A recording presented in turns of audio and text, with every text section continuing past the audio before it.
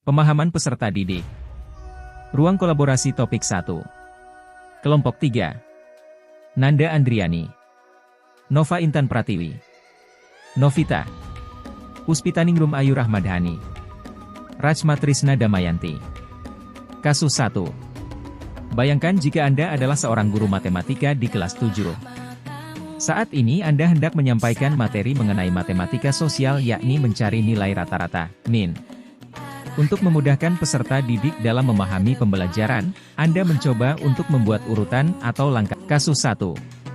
Anda meminta kepada peserta didik untuk mengerjakan soal yang Anda berikan. Hasilnya, peserta didik mampu mengerjakan dengan benar, sesuai dengan langkah yang telah Anda siapkan.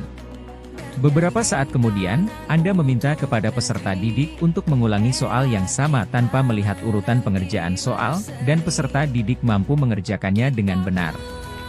Pertanyaan 1.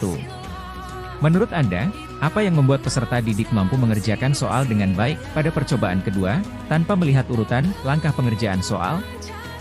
Yang membuat peserta didik mampu mengerjakan soal dengan baik pada percobaan kedua, yaitu dengan memberikan langkah-langkah dalam menyelesaikan soal.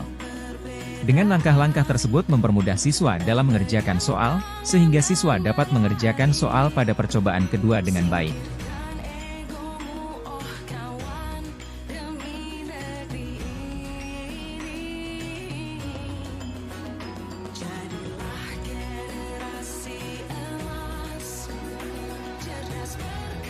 Kegiatan pembelajaran yang membutuhkan latihan soal dan penugasan dalam proses pembelajarannya, sebagai contoh ketika siswa mengerjakan soal berbentuk uraian, siswa dihimbau untuk menggunakan langkah-langkah, diketahui, ditanyakan, dijawab dan disimpulkan. Pada saat siswa mengerjakan soal dengan langkah tersebut, dapat mempermudah siswa dalam menelaah soal, memetakan pertanyaan, menjawab soal hingga dapat menyimpulkan jawaban dari soal yang dimaksud. Teori yang digunakan oleh guru adalah teori behaviorisme, yaitu teori yang dilakukan dengan memberikan stimulus secara berulang yang telah dipersiapkan oleh guru kepada peserta didik dan bertujuan agar peserta didik mampu berperilaku sesuai dengan apa yang diharapkan.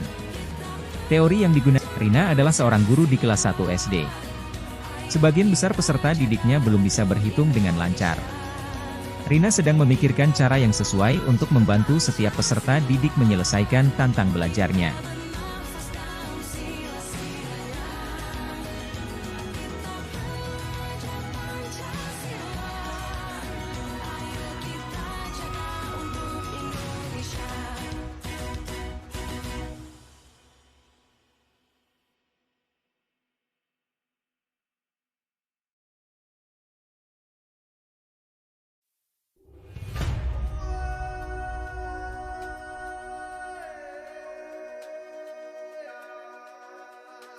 Rina dapat mengawali pembelajaran dengan pendekatan kepada siswa untuk mengetahui kemampuan, minat dan profil belajar siswa. Kemudian dari hasil tersebut Rina dapat menentukan strategi pembelajaran yang tepat untuk dapat membantu siswa dalam belajar menghitung. Mengapa Anda menyarankan hal tersebut? Elaborasi jawaban Anda dengan menyertakan teori yang berkaitan. Karena melalui metode ini diharapkan akan terjadinya perubahan yang signifikan pada diri peserta didik. Hal ini berdasar pada teori belajar behavioristik yang memiliki fungsi penguatan pada implementasi metode di atas. Teori belajar behavioriki adalah teori belajar yang berfokus pada perubahan perilaku peserta didik sebagai hasil dari proses pembelajaran. Kasus 3. Made adalah seorang guru yang mengajar di salah satu sekolah negeri wilayah Bali. Ia mengampu mata pelajaran bahasa Indonesia. Ia hendak mengajarkan materi teks deskripsi pada peserta didiknya. Pada buku cetak yang menjadi panduannya saat mengajar, terdapat beberapa contoh teks deskripsi menceritakan tentang bangunan-bangunan pencakar langit yang ada di ibu kota. Dengan memperhatikan latar belakang setiap peserta didiknya, Made pun mencoba untuk memberikan contoh berbeda. Ia memberikan contoh teks deskripsi tentang pantai dan makanan khas di Bali. Pertanyaan 1. Menurut Anda, apakah pertimbangan dan keputusan Made sudah sesuai? Mengapa demikian? Pertimbangan dan keputusan Made sudah sangat tepat, karena Made memberikan contoh teks deskripsi mengenai sesuatu yang sangat dekat dengan kehidupan peserta didiknya. Made memberikan contoh teks deskripsi tentang pantai dan makanan khas di Bali karena identitas Bali tidak lepas dari pantai dan juga makanan khasnya. Hal tersebut dapat memudahkan peserta didik lebih memahami materi yang diajarkan Made.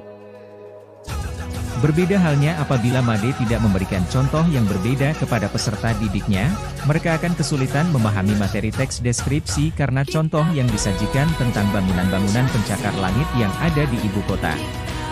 Hal tersebut dikarenakan peserta didik tidak terbiasa atau jarang mengamati contoh yang disajikan. Pertanyaan 2. Prinsip apa yang Made gunakan dalam kasus tersebut? Elaborasi jawaban Anda dengan menyertakan teori yang berkaitan. Made menggunakan prinsip pembelajaran yang tanggap budaya, culturally responsive teaching, di mana pembelajaran tersebut dapat memperkokoh identitas budayanya. Peserta didik tidak hanya mencapai kesuksesan akademisnya, tetapi juga mampu mengembangkan dan memiliki kompetensi budaya sehingga peserta didik mampu memiliki kesadaran kritis dan dapat berpartisipasi dalam merombak tatanan sosial yang tidak adil. Terima kasih.